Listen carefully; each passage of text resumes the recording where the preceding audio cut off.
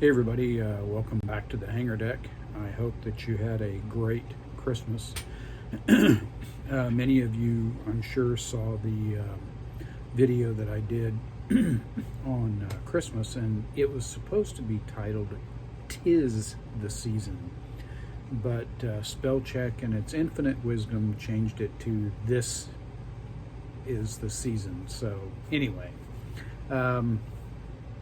Happy New Year, or it soon will be. I just wanted to show you what I've been working on the last couple of days. This is a Hellcat from Eduard. As you can see, this is one of their weekend edition builds. It's an older kit, but they still make those weekend edition builds. And the weekend kits are, many of you are familiar with Eduard. Some of you have purchased their add-in kits, so you can enhance a kit enhancers, whatever you want to call it, and then they make their own kits. This is an older weekend kit. They still make this kit, but it's got a different box art, and I'm sure it's been updated. There's just enough detail to make it interesting, but you can get these done in a fairly short amount of time, and they look good. So what I wanted to point out to you on this particular aircraft is the painting that I've done on it. Overall, I used the Tamiya XF-17, the sea blue. And if you're familiar at all with U.S. naval aircraft, you know in about 1944 they went to an overall dark blue color. And that dark blue color was used universally throughout their fighter, through all their fighters, all their attack aircraft and what have you, and that continued through the Korean War. Some of the very early Skyhawks were, if I remember right, were overall this sea blue. So somewhere around 1960 it faded out. I was in the P3 community. There were some very, very early P3As that came out, not overall sea blue, but had some sea blue and white on them. Anyway, I digress.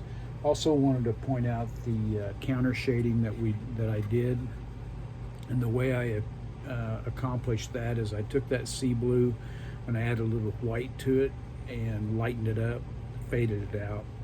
Decided that it was a little bit too faded, and then so I added a little bit of flat black to it, and that's what I use for all the little lines and what have you. Then I mixed up some more sea blue with just a little bit of white, and I made that as a faded color and sprayed that in between some of these white lines to make the overall appearance look faded. So what I will do today is, last night I cut some stencils in my circuit cutter to make the star and bar. And in that stage of the war, the star and bar was very simple. There actually was not a blue circle. It was just a white star with a white bar on either side, because there was no need to use blue since it was all over blue. And then to start this project, before I actually painted the sea blue, if you look really careful there, I don't know if you can see it in the camera, maybe there you can kind of see a little line right there. Well, what that is that's tape, and I shot a big spot of white on that tail and then taped off a triangle like what you see up here, and then I'll put a 71 in the center of that. So that's actually will be painted on along with the star and bars. And then if you look right here, you can see a little bit of tape right here. Well, what that is that's flat black that emulates the non-skid that they put on the wings for the walkways. So whenever I do an area that has a counter color, like the white, for instance, or the flat black, one of the ways I do that is I paint that area larger than what it needs to be, and then I use tape to tape that off, and then I shoot the other color on top of that.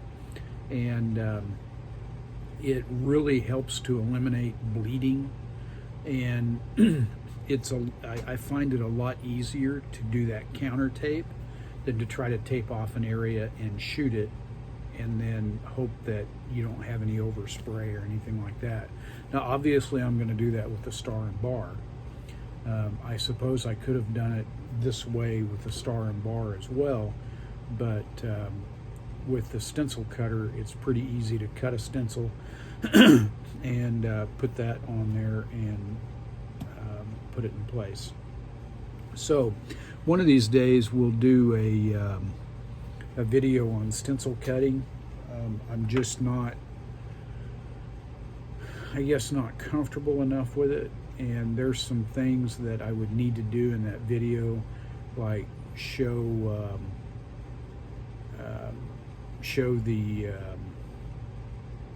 the work on the computer that I don't have the ability to do that right now. But there are some really good tutorials out there on YouTube that if you happen to have gotten a circuit cutter or a silhouette cutter for Christmas, they'll teach you how to use it. And a lot of that, it really opens up a new world in modeling, because instead of applying decals and going through all the iterations that you have to do to make those decals, which there's nothing wrong with that, but to apply those instead of applying decals, if you can paint that on, man, that's really great. And planes like the Japanese aircraft are really easy to do, and so there's a lot of cool things that you can do with stencils. Well, thank you very much for tuning in. I really appreciate the fact that I've gotten so many subscribers. I think I'm up to 276 now. I know that's minuscule, but it's a big deal to me, and I thank you for taking the time to hit that subscribe button. I hope that more of you will. And I'm not looking to monetize this or anything like that, but I just, I really like sharing information with people, and I think the more that we learn, the better off we are, always. Another thing I did on this, and maybe I'll show this to you guys when I get all done with the painting and everything, is I made my own seat belts, and I used some wire to create the buckles. There is a really good tutorial on that out there too. So anyway, thanks for dropping in. When you exit the hangar deck, please beware of the prop wash, or the props. Beware of the rotors. Beware of jet intakes, and beware of jet exhaust, and be careful out there.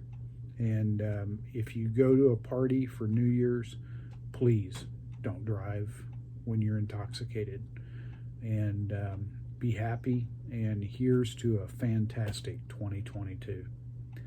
Take care, everyone, and we'll see you next time. Thanks for dropping by.